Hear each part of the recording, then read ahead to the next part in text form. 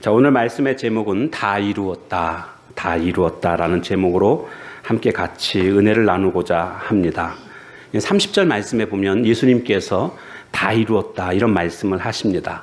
이 말씀의 의미는 뭔가 목적이 있으니까 다 이루었다라고 말씀하신 것입니다. 목적이 없었다고 한다면 다 이루었다라고 말씀하시지 못합니다. 분명한 목적이 있었습니다. 바울도 목적 있는 삶을 살았습니다. 디모데 후서 4장 7절 8절 보면 내가 선한 싸움을 싸우고 나의 달려갈 길을 마치고 믿음을 지켰으니 이제 후로는 나를 위하여 의의 면류관이 예비되었노라고 고백합니다. 여기 보면 나의 달려갈 길을 마쳤다, 그리고 믿음을 지켰다, 이런 말은 분명한 목적이 있었기 때문에 그 목적을 달성했다, 그런 의미로 우리가 받아들일 수가 있습니다. 그만큼 목적이 중요하다는 것을 알 수가 있습니다. 목적이 분명하면은요, 중간에 그 목적을 이루지 못할 만한 유혹들이 있다 할지라도 그 유혹들을 다 이겨낼 수가 있습니다. 예수님은 목적이 분명하셨기 때문에 사람들이 예수님을 추앙하면서 왕으로 삼고자 했습니다. 인기가 하늘을 찌를 했거든요. 그렇지만 예수님의 목적은 왕이 되는 것이 아니었기 때문에 그 인기에 영합하지 않았습니다. 베드로가 주님은 절대 십자가 지시면 안 됩니다라고 만류했지만 그 베드로의 말에도 유혹당하지 않으셨습니다. 오직 목적을 향하여서 꾸준히 걸어가시고 그 목적을 달성하시는 모습을 볼 수가 있습니다. 오늘 우리도 우리의 삶의 목적이 있습니다. 그 목적을 이루기 위해서 우리가 해야 될 일이 있다고 한다면 바로 내 감정, 내 인기, 내 욕망, 이런 것들을 다 십자가에 못 박을 때에만 하나님께서 나에게 말씀하신 그 목적대로 살아가게 될 줄로 믿습니다. 세들백 교회 리고렌이라는 목사님이 계신데 개척한 지 15년 만에 한 10,000명 이상 모이는 그런 교회가 됐습니다. 단순히 그냥 인원이 많이 모여서라기보다는 미국 사회에, 미국 교계에 아주 큰 교훈을 던져준 교회입니다. 이 릭 워렌 목사님이 쓰신 책 제목이 목적이 이끄는 교회라는 책이 있습니다. 목회자라면 거의 대부분 다 읽어보았을 만한 그런 책이기도 합니다. 목적을 분명히 했고 그 목적을 향해서 온 성도들이 한 마음으로 그 목적을 달성하기 위해서 힘쓴 결과가 바로 오늘날의 교회가 되었다라는 것입니다. 목적이 분명해야 됩니다. 목적이 없으면 혼돈과 방황의 모습들이 나타납니다. 그 대표적인 것이 수능 시험이 끝난 고3 학생들의 교실. 목적이 없어지다 보니까 아주 방자하게 행동하는 모습들을 보게 됩니다. 전날 잠을 안 잡니다. 왜 잠을 안 자니? 그렇게 물어보면 다음날 학교 가서 자려고요. 그럽니다. 그리고 또 예비군 훈련 가보셨는지 모르겠습니다. 예비군 훈련. 저도 너무 오래돼가지고 좀 가물가물한데, 여기 둔전에 이사 와가지고 예비군 훈련을 받고, 민방위 훈련, 민방위. 예비군도 예비군이고, 민방위 훈련. 저 둔전 축구장으로 7시까지 나오라고. 그래서 갔습니다. 갔더니 출석을 부르더라고요. 그러더니 그냥 가만히 있다가 시간 지나니까 가랍니다. 아무것도 안 합니다. 그냥 출석 부르는 게 목적이더라고요. 그러니까 출석은 불렀습니다. 그 다음에 할 게 없는 겁니다. 시간만 보내고 있는 겁니다. 바로 이처럼 목적이 없으면 사람들이 방황하게 되고 무기력해지는 모습들을 볼 수가 있습니다. 교회도 목적이 없으면요, 수능 끝난 고3 학생들 교실과 같고 민방 훈련 받으러 온 사람들과 같다라는 것입니다. 우리가 목적이 분명해야 됩니다. 그러면 그 목적대로 우리가 힘있게 살아갈 수가 있습니다. 예수님은 분명한 목적을 가지고 계셨습니다. 그 목적이 무엇인지를 우리가 함께 살펴보려고 하는데요. 그것은 바로 하나님의 뜻을 이루는 것이었습니다. 하나님의 뜻을 이루기 위해서 무엇을 하셨는가 구체적으로 우리가 함께 살펴볼 것인데요. 내가 다 이루었다라고 말씀하실 때에는 지금 십자가에서 하신 말씀이거든요. 그러니까 십자가에서 예수님이 7마디를 하셨습니다. 그러니까 가상, 십자가 위에서 7언, 7 하신 말씀, 합해서 가상 7언이다. 이렇게 말하고 있는데 그 첫 번째는요, 아버지여 그들을 사하여 주옵소서. 자기 하는 것을 알지 못함이니이다. 이렇게 말하고 있고요. 두 번째 예수님이 말씀하신 것은 한편 강도를 향해서 내가 진실로 네게 이르노니 오늘 내가 함께 나와 낙원에 있으리라. 이렇게 말씀하고 있습니다. 이거 내려주십시오. 세 번째는 여자여 보소서 아들이니이다. 이렇게 예수님께서 요한을 향해서 말했고, 그 다음에 어머니 마리아를 향해서 그렇게 말했고, 요한한테는 보라 내 어머니라 이렇게 말씀하셨습니다. 네 번째는 엘리 엘리 라마 사박다니, 나의 하나님 나의 하나님 어찌하여 나를 버리시나이까 이렇게 말씀하셨고요. 다섯 번째는 내가 목마르다 말씀하셨고, 여섯 번째는 다 이루었다. 오늘 본문에 나오는 말씀이 바로 여섯 번째 하신 말씀이고, 마지막 일곱 번째 하신 말씀이 아버지여 내 영혼을 아버지 손에 부탁하나이다 라고 말씀하셨습니다. 오늘 이 일곱 마디 중에 여섯 번째 예수님이 하신 다 이루었다라는 이 말씀을 우리가 함께 살펴보려고 합니다. 도대체 무엇을 다 이루셨는가? 우리가 이 의미를 알아야 되겠습니다. 의미를 아는 것과 의미를 모르는 것은요, 큰 차이가 있습니다. 고난을 받아도요, 의미를 알면 고난을 견뎌낼 수가 있습니다. 어떤 고용주가 인부한테 아무 이유도 말하지 않고 여기 땅을 팔아. 그러면 땅 파는 게 너무 힘듭니다. 그래서 아주 지루한 일이고 진도도 잘 안 나갑니다. 자, 그런데 여기 가스가 새는 것 같으니까 땅을 좀 팔아. 이러면 어떤 목적의식이 생기고 사명감이 생깁니다. 그래서 열심히 땅을 파게 되는 것입니다. 의미가 부여될 때에 우리는 고난을 이겨낼 수가 있습니다. 군대 생활을 예를 들어보면 많은 군인들이 그런 생각을 합니다. 내가 이 젊은 나이에 여기 와서 왜 생고생을 하나, 이런 생각들을 합니다. 아깝다 내 청춘, 이런 생각들을 합니다.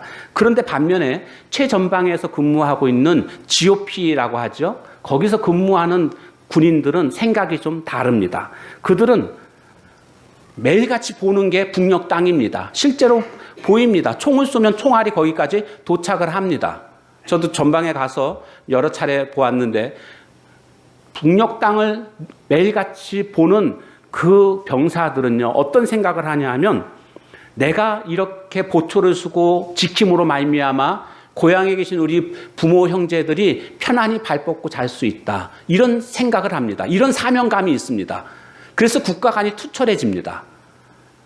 그리고 자신이 하고 있는 일이 힘들고 어렵지만 고난의 의미가 부여되니까 얼마든지 그 일들을 잘 해내는 모습들을 보게 됩니다. 보람을 느끼고 있다는 것입니다. 이처럼 오늘 우리 삶 가운데 어떤 고난이 찾아오게 될 때에 고난의 의미를 안다면 그 고난도 넉넉히 우리가 이겨낼 수 있는 것입니다. 예수님은 이 십자가의 고난이 무엇을 의미하시는지를 분명히 아셨습니다. 그래서 이 십자가의 길을 주님은 걸어가실 수가 있으셨던 것입니다. 예수님은 평소에도 계속 하나님의 뜻을 이루시기 위해서 사셨지만 궁극적으로는 이제 하나님께서 말씀하신 그 뜻을 이룬 마지막이 바로 십자가였습니다. 활용점정이라는 말이 있지 않습니까? 용의 눈을 그려 넣는다. 그런 것처럼 이 십자가에서의 이 사건이 예수님의 다 이루신 사건의 마지막 마침표라고 할 수가 있겠습니다. 예수님은 무엇을 이루기 위해서 이와 같은 십자가의 고난을 당하셨는가? 그 첫 번째는 바로 구원을 이루기 위해 고난을 당하신 것입니다. 마태복음 20장 28절 말씀 우리 같이 한번 보겠습니다. 시작. 인자에 온 것은 섬김을 받으려 함이 아니라 도리어 섬기려 하고 자기 목숨을 많은 사람의 대속물로 주려 함이니라 라고 말씀하고 있습니다. 여기 보니까 대속물로 주려 함이다. 대속이 뭡니까? 죄 문제를 해결해 주신다는 뜻입니다. 그러니까 예수님은 우리의 죄 문제를 해결해 주시기 위해서 이 땅에 오셔서 고난을, 십자가를 지신 것입니다. 왜 대속하는데 십자가가 필요했는가? 죄의 삭은 사망이었기 때문에 예수님만이 대신 죽을 수 있는 그런 의인의 자격으로 예수님이 십자가를 지셨다라는 것입니다. 구원은 우리의 어떤 수고와 노력, 공로로 말미암아 이루어지는 것이 아니고 성경은 너무나도 분명하게 구원은 바로 믿음으로 말미암아 구원받는다라고 말씀하고 있고 믿음은 예수님의 십자가와 부활을 믿는 것을 뜻하고 있습니다. 만약 그 복음 위에다가 다른 어떤 것을 더한다고 한다면 즉 율법을 지켜야 착한 일을 해야 구원을 받는다라고 말하게 된다면 그것은 이단입니다. 잘못된 것입니다. 어떤 분들은 그렇게 얘기할 겁니다. 구원 받는데 믿음으로 말미암아 구원받는 거를 인정하지 않는 것도 아니고 그거를 인정하되 한 가지 더 덧붙여서 율법적인 삶을 살아야만 구원받는다고 말하는 것은 크게 잘못된 것은 아니지 않느냐라고 말할 수도 있을 것입니다. 그러나 그것은 전혀 그런 뜻이 아닙니다. 만약 율법적인 행위, 공로와 선행, 이와 같은 것들이 있어야만 구원받는다라고 말하는 그 순간 예수님의 십자가 사건은 예수님의 행하신 구원의 행위는 부족한 것이 되는 겁니다. 그것은 예수님의 십자가 사건을 능욕하는 그런 결과를 가져오게 되는 겁니다. 그렇기 때문에 우리는 예수님의 십자가 말고 다른 어떤 것을 보태는 순간, 더하는 순간 그것은 잘못된 것입니다. 오늘날 이렇게 가르치는 교회들이 생각 외로 많이 있습니다. 그들이 하는 말이 늘 그런 말입니다. 당신 왜 행위구원을 주장하느냐라고 물어보면 아니다. 행위구원 주장하는 거 아니라고 말합니다. 그러면서 주여 주여 하는 자마다 다 구원받는 게 아니고 하나님의 말씀대로 사는 자가 구원받는 것이다. 그렇게 말합니다. 그게 행위구원 아니냐라고 물어보면 아니라고 말을 합니다. 행위구원이거든요.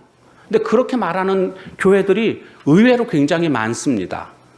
성경은 절대로 행위구원을 주장하지 않습니다. 우리는 믿음으로 말미암아 구원받는다라고 성경은 우리에게 누차 말씀하고 있습니다. 갈라디아 교회를 보게 되면 갈라디아 교회가 바울이 복음을 전하고 떠난 이후에 다른 복음을 전하는 자들이 들어와 가지고 교회를 혼란시켰습니다. 다른 복음이 뭐냐면 율법주의였습니다. 할례 받아야 되고 날과 달과 절기와 해를 지켜야 되고 이런 것들을 해야만 구원받는다라고 주장하는 사람들이 있었습니다. 바울이 그 이야기를 듣고는 갈라디아 교회를 향해서 쓴 편지가 갈라디아서입니다. 갈라디아서 4장 19절에 보면 이렇게 바울이 말하고 있습니다. 나의 자녀들아, 갈라디아 교인들을 자녀들아 이렇게 부르고 있는 것은 아주 친밀한 관계라는 것을 알 수가 있습니다. 너희 속에 그리스도의 형상을 이루기까지 다시 너희를 위하여 해산하는 수고를 하노니, 다시 해산하는 수고를 한다라는 것은 전날 해산하는 수고를 바울이 했다는 것이고 그렇게 함으로 말미암아 그리스도의 형상을 이루었다라는 것을 뜻하고 있습니다. 그런데 지금 또다시 해산의 수고를 통해서 그리스도의 형상을 이루겠다라고 말하고 있는 것은 지금 현재 갈라디아 교인들이 그리스도의 형상을 잃어버렸다는 것을 전제하고 있습니다. 즉 다른 복음을 듣게 되면 그것을 받아들이게 되면 그리스도의 형상을 잃어버리는 결과를 가져오게 되는 것입니다. 다른 복음은 없습니다. 오직 참복음, 십자가 부활 이것만이 성경에서 우리에게 말씀해주고 있는 것입니다. 사랑하는 교회라고 변아무개 목사가 있습니다. 행위구원을 주장합니다. 그런데 이 사람이 주장하는 것들을 많은 목사님들이 유튜브를 듣고 그것을 받아들이고 그것을 설교를 하고 많은 성도들이 그것이 진짜인 줄 알고 한국 교회가 지금 굉장히 혼란스러운 가운데 있습니다. 행위구원입니다. 행위구원은요 원래 여호와의 증인 왕국회관이 말하는 게 행위구원입니다. 거기 교리에 보면 조사심판설이라는 게 있습니다. 심판대 앞에서 그 사람이 살아온 삶을 조사해서 그 조사의 결과 천국과 지옥으로 간다. 이렇게 얘기하는 게 조사심판설입니다. 행위구원이 그런 거거든요. 그럼 여러분 생각해 보십시오. 그러면 얼만큼 살아야 얼만큼 행위를 해야 구원받는 거고 얼만큼 하면은 구원 못 받고 지옥 가는 건지 성경에서 말씀하고 있습니까? 전혀 그런 기준이 없지 않습니까? 성경에서는 그런 행위에 대해서 그렇게 살아야 하는 것은 믿는 성도의 도리일 뿐이지 그것이 구원과 연결되어 있다라고 말하고 있지는 않습니다. 그런데 오늘날 교회에서도 자꾸 행위를 해야만, 그 행위가 있어야만 구원받는다라고 가르치고 있는 모습들을 많이 보게 됩니다. 그것은요, 멍에를 다시 매는 것과 같은 결과를 가져오고 있습니다. 갈라디아서 5장에 가보면 멍에를 다시 매지 말라. 율법이 멍에가 돼가지고 그들이 죄의 종으로 살았던 거거든요. 율법을 다 지키지 못하니까. 그래서 예수님이 십자가를 통해서 그 율법의 멍에를 없애주셨는데, 다시 율법을 지켜서 구원을 얻으려고 하는 것은 다시 멍에를 매는 그와 같은 결과를 가져오는 것이다 라고 갈라디아서 5장 1절과 2절에 보면 나와 있습니다. 우리가 이 참된 구원은 그런 행위나 나의 공로가 아니라 오직 예수님의 십자가로 말미암아 우리가 구원받을 수 있음을 성경은 우리에게 누누이 강조하고 있는 것을 우리는 깨닫게 되는 것입니다.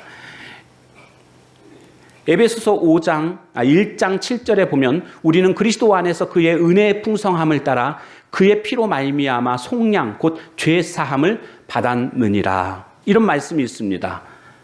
피로 말미암아 우리는 죄 사함을 받았다라고 말씀하고 있습니다. 그러므로 우리는 예수 그리스도의 십자가는 바로 우리를 구원하시기 위해서 받으신 고난이었음을 우리는 기억해야 되겠습니다. 그거 믿기만 하면 됩니다. 예를 들어서 상점에 가서 물건을 그 아버지와 딸이 샀다고 가정을 한번 해볼까요? 가서 샀습니다. 아버지가 카드로 결제를 했습니다. 그러면 그 물건은 이제 딸 거가 되는 겁니다. 딸이 사고 싶은 것을 아빠가 사준 거거든요. 그런데 그 딸이 내가 계산하지 않았으니까 이건 내 거가 아닙니다 하고 그냥 갖고 나오지 않는다면 바보죠. 왜요? 아빠가 계산을 했거든요. 우리도 마찬가지입니다. 우리도 죄로 말미암아 어쩔 수 없는 지옥 갈 수밖에 없는 오늘 우리들이지만 예수님께서 값을 지불하셨습니다. 구원을 사셨습니다. 그럼 우리는 그 구원을 믿기만 하면 내 거가 되는 겁니다. 그것이 바로 구원입니다. 예수님의 십자가 사건이 바로 우리를 구원한 온전한 사건임을 성경은 말씀해주고 있는 것입니다. 우리 모두 이 사실을 믿고 바로 구원받는 하나님의 자녀들이 다 되어야 할 줄로 믿습니다. 두 번째로 예수님의 십자가 고난은 바로 율법의 요구를 이루기 위한 고난이었습니다. 율법의 요구를 이루기 위한 고난. 마태복음 5장 17절 말씀에 보면 내가 율법이나 선지자나 폐하러 온 줄로 생각하지 말라.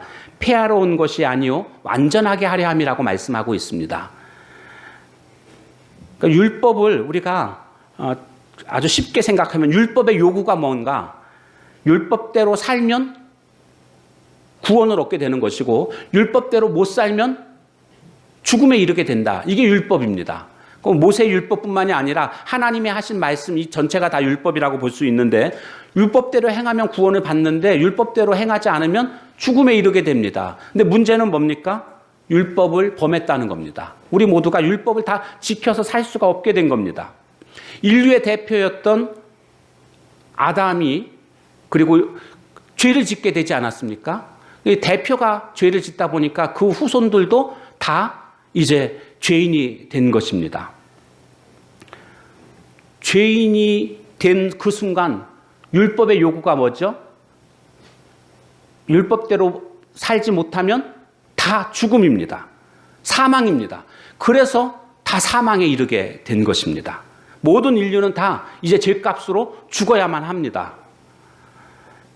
이때 예수님께서 등장하십니다. 예수님을 성경에서는 둘째 아담으로 표현하고 있는데 즉 예수님도 인류의 대표로 그렇게 대신해서 십자가에 돌아가시게 됩니다. 왜요? 왜 돌아가셨을까요? 율법의 요구가 뭡니까? 죄를 범하게 되면 사망이기 때문에 그 죄값을 치르시기 위해서 율법의 요구대로 예수님이 십자가에서 돌아가신 것입니다. 온 인류의 모든 죄를 홀로 담당하셨던 분이 바로 예수님이십니다. 그래서 예수님이 그 죄를 담당하심으로 말미암아 오늘 우리가 의롭게 칭함을 받고 구원 백성이 된 것입니다. 예수님은 율법의 요구를 그래서 이루신 분이시다. 그 요구를 이루시기 위해서 십자가를 지신 것임을 우리가 알 수가 있습니다. 로마서 10장 말씀에 보면 그리스도는 모든 믿는 자에게 의를 이루기 위하여 율법의 마침이 되시니라. 의를 이루기 위해서 율법의 마침이 되셨다. 바로 예수님은 그런 분이십니다. 그분이 바로 우리를 의롭게 해주신 그런 분이 되신 것입니다. 세 번째로 화목을 이루기 위해서 예수님이 십자가 고난을 지셨습니다. 하나님과 인간 사이에 멀어지게 된 사건이 바로 아담이 하나님의 말씀에 불순종함으로 말미암아 쫓겨나게 됐습니다. 에덴 동산에서 쫓겨난 것, 이것이 바로 하나님과 멀어지게 된 일이었습니다. 예수님께서 이 멀어진, 그래서 다가갈 수 없는 이 하나님과 인간들을 연결시키기 위해서 십자가를 지신 겁니다. 쉽게 말하면 다리를 놓은 겁니다. 예수님의 십자가를 밟고 우리는 하나님께 나아가게 되는 겁니다. 우리는 원래 죄를 졌기 때문에, 쫓겨났기 때문에 죄인입니다. 하나님은 의로우신 분이십니다. 빛과 어둠이 공존할 수 없듯이 하나님과 우리와는 같이 할 수가 없는 겁니다. 그런데 어떻게 같이 하게 된 겁니까? 예수님께서 십자가에서 우리의 죄를 해결해 주심으로 말미암아 우리가 의인이라고 칭함을 얻게 되었고, 그래서 하나님과 다시 교제할 수 있게 되는 겁니다. 하나님은 원래 우리 인간과 교제하시기 위해서 하나님의 형상대로 창조하셨습니다. 그리고 실제로 에덴 동산에서 교제했었습니다. 그런데 불순종함으로 말미암아 쫓겨나게 되었고, 그로부터 교제가 끊어졌던 것입니다. 예수님이 십자가에 돌아가실 때 성전의 성소와 지성소를 구분하고 있는 휘장이 찢어졌던 사건이 있었습니다. 예수님이 돌아가실 그때 바로 그 시각에 휘장이 찢어집니다. 그 휘장의 의미는 뭐냐 하면, 성소는, 지성소는 하나님이 계시는 곳이고 성소는 사람들이 있는 곳입니다. 근데 여기를 갈 수가 없는 겁니다. 휘장이 딱 쳐져서 막고 있는 겁니다. 1년에 딱 하루만 대제사장이 대속죄일 날 하나님 앞에 용서함을 받기 위해서 대제사장만이 거기 들어갈 수가 있습니다.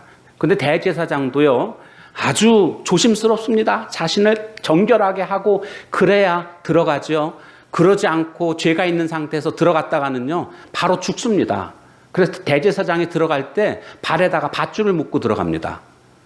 들어가다가 죄가 있는 상태에서 들어갔다가 죽으면 쿵소리가 날 거 아닙니까? 그러면 그때 잡아 당겨가지고 끌어내려고 그 밧줄을 묶고 들어갔습니다.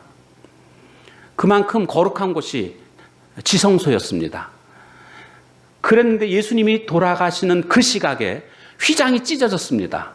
하나님과 인간 사이를 가로막고 있던 벽이 무너졌다라고 보시면 됩니다. 휘장이 위에서부터 아래로 찢어졌는데 이것은 사람이 찢은 게 아니고 하나님이 찢으셨다는 것을 알 수가 있습니다. 왜냐하면 사람이 찢으면 아래에서 위로 찢어지기 마련입니다.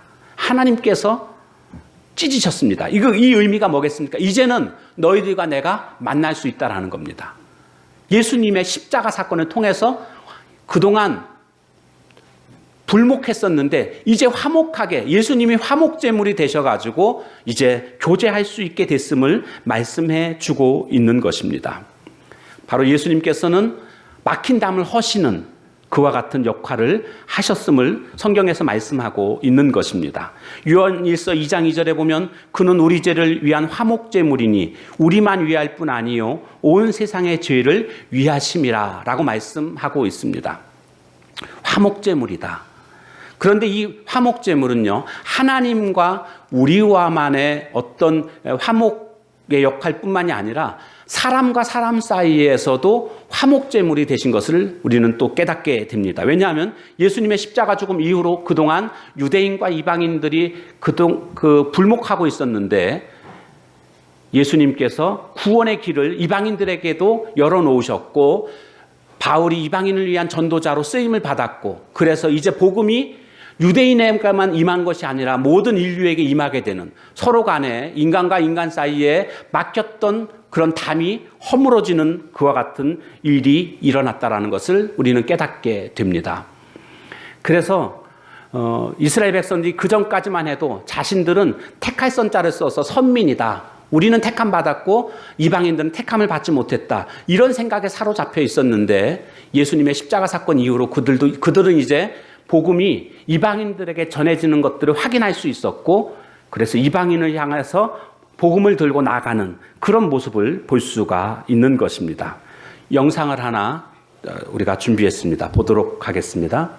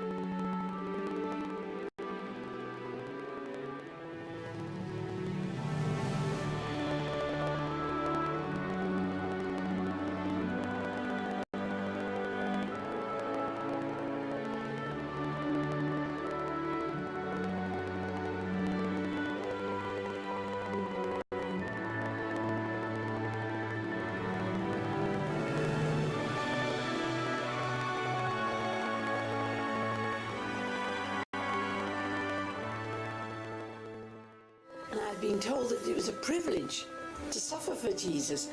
I think that's been for me, the word privilege has been the great underlining word in my life. And it's such a privilege that he's brought us to himself. It's such a privilege and it's a privilege that I'm allowed to serve him. It's all privilege. Every bit of suffering. I think if you get, okay, people talk about being burnt out. You can be burnt out in your job. You can be burnt out in the work you do, but you can't be burnt out in your heart for Jesus. And it's just remembering all the time that I'm living for Jesus, wherever He puts me.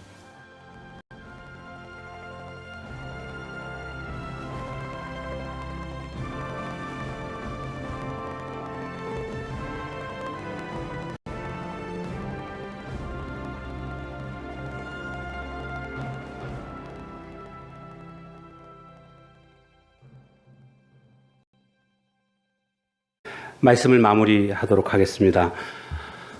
예수님께서는 고난이 있을 때 그 고난을 회피하지 않으셨습니다. 왜냐하면 이 고난을 통해서 우리에게 주는 유익이 있었기 때문에 그 유익을 생각하시면서 예수님은 십자가를 지셨습니다. 우리의 구원을 이루시기 위해서, 그리고 율법의 요구를 이루시기 위해서, 그리고 화목을 이루시기 위해서 예수님은 십자가의 고난을 받으신 것입니다. 우리가 살다 보면 우리에게도 고난의 문제가 찾아올 때가 있습니다. 그런데 예수님은 고난을 문제로 보시지 않았고 자신이 감당할 숙제로 보셨습니다. 문제와 숙제의 차이는 무엇인가 하면 원인을 밝히는 것을 목표로 하는 것이 문제입니다. 그러나 숙제는 내가 감당해야 할 몫입니다. 베드로전서 4장 12절에 보면 사랑하는 자들아 너희를 연단하려고 오는 불시험을 이상한 일 당하는 것 같이 이상히 여기지 말라라고 말씀하고 있습니다. 오늘 우리는 시험이 찾아올 때 그것을 이상하게 여길 것이 아니라 문제로 볼 것이 아니라 내가 감당해야 할 숙제로 봐야 되겠습니다. 예수님 당시의 제자들이 예수님께 질문을 합니다. 한 눈먼 아이를 보면서 예수님, 저 아이는 왜 저렇게 됐나요? 아버지의 죄 때문입니까? 저 아이의 죄 때문입니까? 라고 질문을 합니다. 문제를 생각했던 것입니다.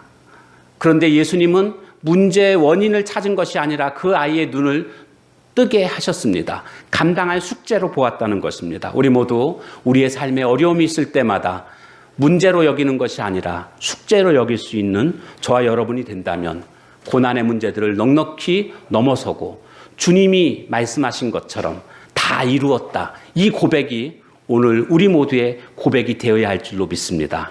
주님 앞에 설 때에 이렇게 주님 앞에 정말 자랑스럽게 주님, 내가 부족했지만 그래도 주님이 나에게 주신 목적에 따라서 내가 열심히 살았습니다. 그래서 다 이루었습니다. 이런 당당한 고백이 우리 모두의 고백이 되기를 주님의 이름으로 축원합니다. 함께 같이 기도하겠습니다. 오늘 주신 말씀 기억하면서 하나님, 오늘 구원을 이루시기 위해서 십자가 지신, 그리고 율법의 요구를 이루시기 위해서, 그리고 우리가 화목을 이루시기 위해서 그 십자가의 고난을 지신 그 주님의 모습을 본받아서 하나님, 내가 져야 할 십자가를 믿음으로 감당할 수 있게 해달라고, 감당할 숙제로 여기고 잘 감당할 수 있는 내가 되게 해달라고, 우리 함께 같이 통성으로 함께 같이 기도하도록 하겠습니다. 하나님 아버지, 삶의 여러 가지 어려움들이 찾아올 때를 우리는 경험하게 됩니다. 하나님, 그때마다 이게 나한테 왜 왔냐고 원인을 찾으며 방황하고 하나님 포기하고 절망하는 모습이 아니라 내가 감당해야 할 숙제로 여기며 십자가의 고난을 짊어질 줄 아는 저희들 모두가 되게 하옵소서. 예수님이 바로 구원을 이루시기 위해서, 그리고 율법의 요구를 다 이루시기 위해서, 하나님과 화목하게끔 하시기 위해서 그 십자가를 지셨던 모습을 본 것처럼, 그리고 끝내는 다 이루었다라고 고백하신 것처럼 오늘 우리들도 주님 앞에서 만날 때에 다 이루었다라고 고백할 수 있는 오늘 우리들의 삶이 되게 하옵소서. 하나님, 그렇게 인도하실 주님을 기대합니다. 주님을 의지합니다. 주님의 그 희생과 그 주님의 사랑을 찬양합니다. 예수님의 이름으로 감사하며 기도하옵나이다. 아멘. 하나님 감사합니다. 오늘 예수님께서 십자가를 지신 그 모습을 살펴봤습니다. 구원을 이루시기 위해서, 율법의 요구를 다 충족하시기 위해서, 하나님과의 화목을 위해서 지신 그 십자가, 오늘 우리들도 우리에게 맡겨신 나에게 할당된 십자가를 잘 질 수 있는 저희들 모두가 되게 하옵소서. 예수님의 이름으로 기도합니다. 아멘.